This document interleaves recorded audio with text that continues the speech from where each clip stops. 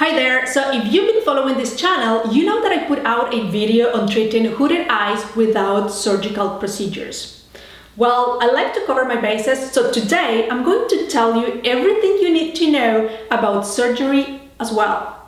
Before we begin, I highly recommend checking out the previous video so you know what your options are.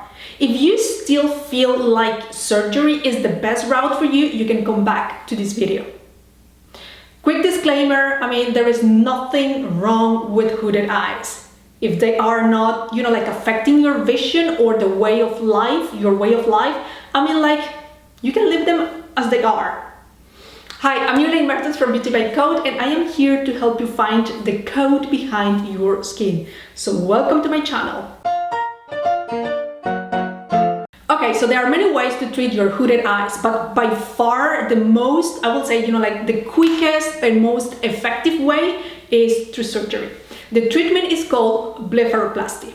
Now the question is, how does blepharoplasty work? Well, let me tell you, it's a pretty straightforward procedure. The practitioner will make a small cut on the skin fold and remove any excess fat, muscle, or skin, and after that, the incision is closed.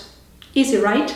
Obviously, before the actual procedure, you will have a consultation with your, physician, and they will run some, they will measure certain things to make sure that they can assist you with the surgery. They will check your tear production levels to check if you will develop dry eye after the procedure.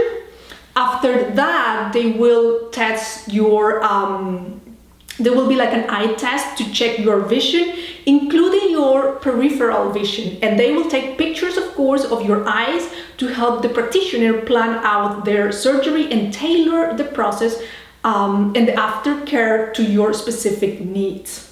Okay, why do they need to plan everything out? Well, there are different ways to go about removing your excess skin depending on your condition. So, upper blepharoplasty is when excess skin, sagging skin, or puffiness in the upper lid is removed. In this case, they will remove a thin strip of muscle called orbicularis oculi. This treatment will improve your field vision, and the surgery can be covered by insurance if your condition is, severe enough. On the other hand, you have the lower blepharoplasty, which is a treatment to improve, the appearance of bags, loose skin in the lower lid. For this, the practitioner removes excess fat deposits, skin and muscle that add to your dark circles, wrinkles, and puffiness. It tightens up the area and repositions the lower eyelid to give a more defined and contoured look. And after a lower blepharoplasty, you get like a more refreshed, more youthful appearance. This one is technically a cosmetic surgery, so it will not be covered by insurance. And of course, the third type is like the double eyelid treatment, right? Like the combo, where they work on the upper and lower eyelids. Many people, they decide to go for this option because, you are going to look younger, but it really depends on whether you even need it, okay? So that's why you go for, the consultation. So once you do the eye test, the peripheral vision test, and they take a few pictures, they will know if you are, a good fit for blepharoplasty. I would say that a suitable candidate will have like puffy, fatty deposits, sagging excess skin around the eyes, and droopy upper eyelids. If you have like a bad case of dry eyes, if you smoke, or if you have some certain health conditions like diabetes, you may not get the okay for the procedure. Now, before we go into more detail, I have to warn you that this surgery is not a fix-all solution. Don't expect your eyes to be magically transformed after the surgery, especially since blepharoplasty does not target your crow's feet or in some cases, very droopy eyebrows. You may see limited results, so make sure that you discuss your goals with your doctor before dropping a bunch of money on the treatment. Okay, but I have some really good news for you because the procedure has, there's been a lot of improvement in the procedure. For example, I have covered, the non-surgical ways to treat hooded eyes in my previous video, but did you know that there is also a non-surgical blepharoplasty? Ah, you didn't know, right? Well, it's called plasma blepharoplasty, and it tightens the skin using plasma, the fourth state of matter after solids, liquids, and gas. Yeah. And this one requires no cuts, no stitches, no downtime. A doctor will use a small handheld device that treats small areas like the upper and lower eyelids and even your crow's feet. The area is treated without even touching your skin, and it is harmless, unlike surgery that can cause bruising later. The way this works is similar to lightning. Seriously, you know how when lightning hits an object like a tree, for example, well, the water it contains vaporizes. So similarly, on the skin, plasma will vaporize your cells, leaving behind tiny injuries in the form of carbon. I know that this sounds scary, but hold on. I mean, seriously. As the body defense mechanism naturally kicks in to heal these tiny injuries, it will start creating like a new, smoother, tighter skin. During the procedure, your doctor will aim to tighten the excess skin by focusing only, right? Like focusing the plasma in certain specific areas without damaging the rest.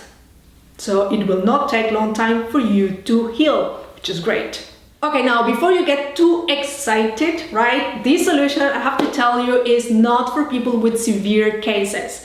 Non-surgical plasma lift is for people with, I will say, like mild sagging, and people, I will say, that do not need surgical intervention yet.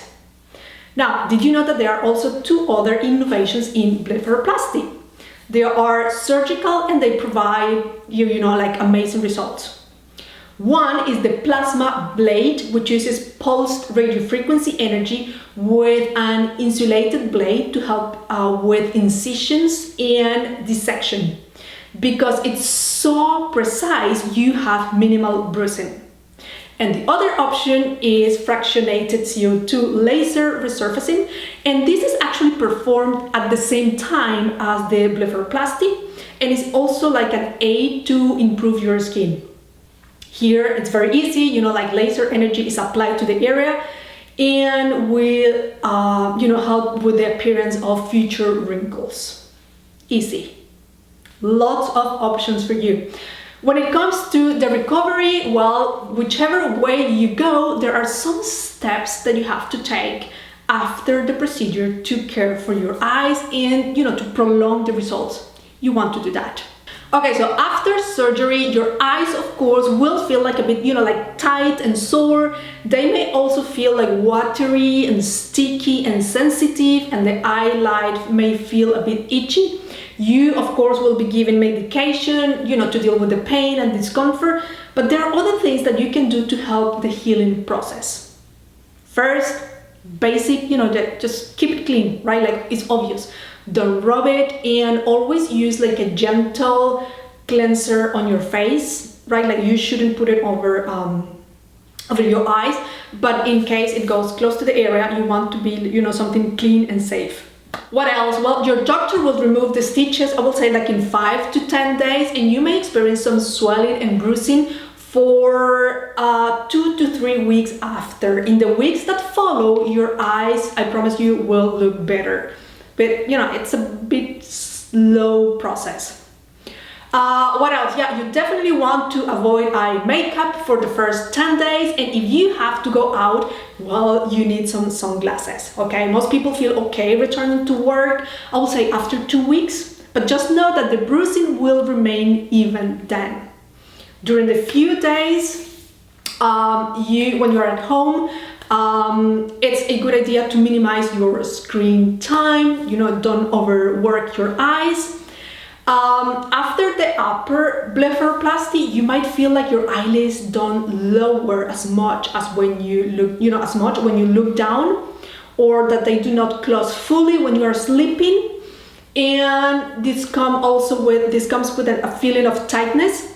If you see this, you need to consult your doctor, but it may be into the normal range, but talk to your doctor. Once the swelling and bruising are gone, you will see the magic and the difference.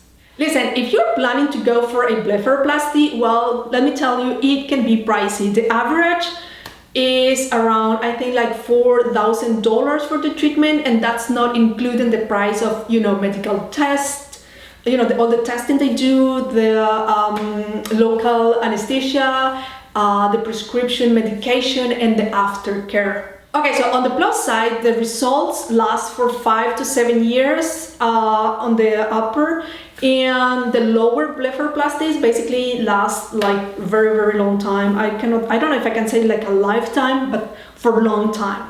So if that feels like a huge investment, well, consider non-surgical options.